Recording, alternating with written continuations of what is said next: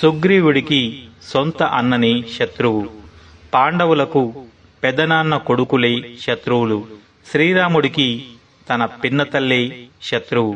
మన రామాయణ మహాభారత చరిత్రే చెబుతోంది మన సొంత వారే మనకు శత్రువులు అని. అందుకే మన అనుకున్న వారితో కాస్త జాగ్రత్తగా ఉండాలి అని చెప్పకనే చెప్పారు మిత్రమా. కష్టపడి బ్రతికే వాళ్లకి ఒకరి సొమ్ము తినాలని ఎప్పుడూ అనిపించదు.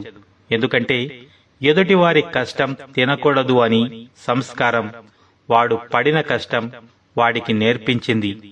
నేను ఎదుటివారి సొమ్ము తినాలి అనుకున్న వాడికి ఊరికే ఏమీ రాదు కదా, వాడు కష్టపడితేనే వచ్చేది.